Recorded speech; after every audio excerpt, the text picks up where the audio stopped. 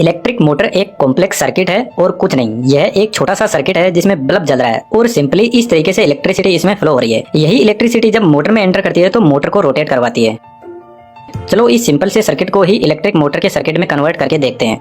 इस बल्ब को जलने के लिए इसका सर्किट पूरा होना जरूरी है। यदि कहीं से भी वायर ब्रेक हो गया तो बल्ब काम नहीं करेगा और वायर के बीच में कनेक्शन बनाने का और ब्रेक करने का काम स्विच का होता है। यहाँ पर आप ध्यान से देखोगे तो इलेक्ट्रिसिटी का फ्लो कुछ इस तरीके से हो रहा है। यदि हम बैटरी की डायरेक्शन को बदल दे तो करंट का फ्लो भी बदल जाएगा। यहाँ पर बल्ब तो दोनों ही केस में जल रहा है, लेकिन बदलाव हुआ सिर्फ इलेक्ट्रिसिटी के फ्लो करने का। तो क्या हम इलेक्ट्रिसिटी के बदलाव को कहीं पे काम में ले सकते हैं? जी बिल्कुल ले सकते हैं, पर इससे पहले हम समझ लेते हैं मैग्नेट की कुछ प्रॉपर्टीज के बारे में।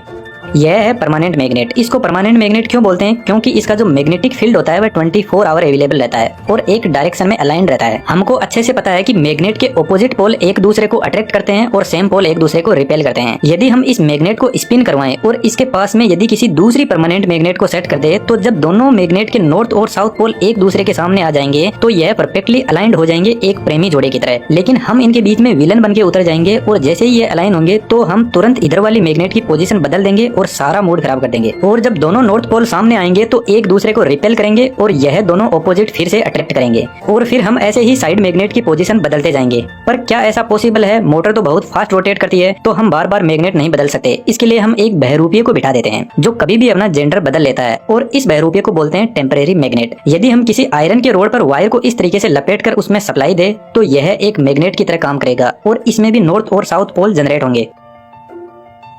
लेकिन इस मैग्नेट की खास बात यह है कि यदि हम इस बैटरी की डायरेक्शन बदलते हैं तो करंट की डायरेक्शन के साथ में इसके पोल की डायरेक्शन भी बदल जाएगी कुछ इस तरीके से।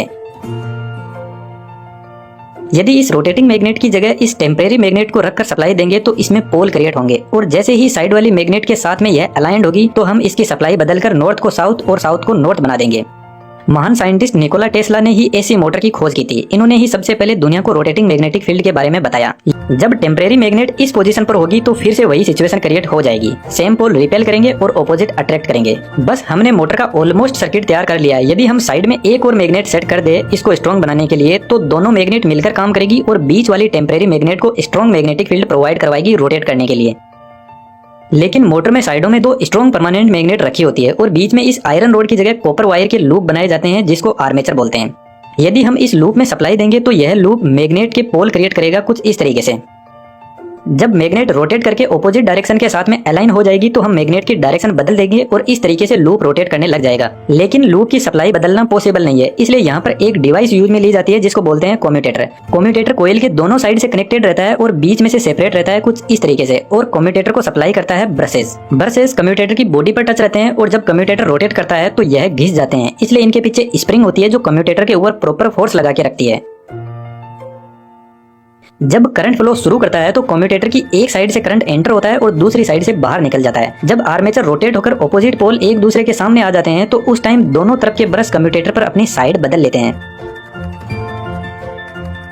जब ब्रशेस कम्यूटेटर की इस साइड में टच होते हैं तो करंट कुछ इस तरीके से फ्लो करता है और जैसे ही ब्रश की साइड बदलती है तो करंट की डायरेक्शन ऐसे फ्लो करने लग जाती है।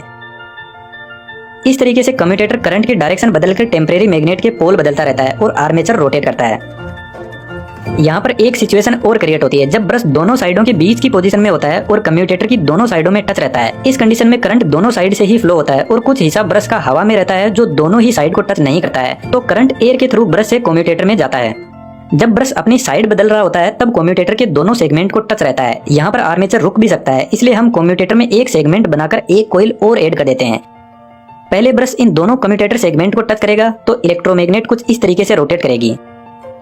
जैसे ही ब्रश अगले सेगमेंट पर आएगा तो यह वाला लूप ऑफ हो जाएगा और यह वाला ऑन हो जाएगा। इस तरीके से कम्यूटेटर लूप्स की डायरेक्शन बदलता जाएगा और आर्मेचर रोटेट करेगा। इलेक्ट्रिक मोटर में बहुत सारे लूप होते हैं और जितने लूप होंगे उतने ही सेगमेंट में कम्यूटेटर डिवाइड होता जाएगा। एक तरीके से हम कह सकते हैं कि कम्यूटेटर जो मोटर की वाइंडिंग होती है उसकी मिरर इमेज होता है। लेकिन मोटर में इन लूप के अंदर बहुत सारे वायर होते हैं कुछ इस तरीके से जिनको हम वाइंडिंग बोलते हैं। बहुत सारे वायर इसलिए होते हैं ताकि यह सभी मिलकर स्ट्रॉन्ग मैग्नेटिक फील्ड जनरेट कर सके और जितना मैग्नेटिक फील्ड स्ट्रॉन्ग होगा उतनी ही मोटर फास्ट रोटेट करेगी। इंजीनियरिंग की लैंग्वेज में यह दोनों साइड में परमानेंट मैग्नेट लगी हुई है जो रोटेट नहीं कर रही है उनको स्टेटर बोलते हैं, जो रोटेट कर रहा है उनको रोटर बोलते हैं, जिन पर आर्मेचर वाइंडिंग लगी रहती है। इन वाइंडिंग के सेटअप को बॉडी में सेट करके मोटर की डिजाइनिंग कर दी जाती है। यह जो हमने मोटर डिजाइन की है यह एक डीसी मोटर है। जो मोटर बैटरी से ऑपरेट करती है वह डीसी मोटर ही होती है।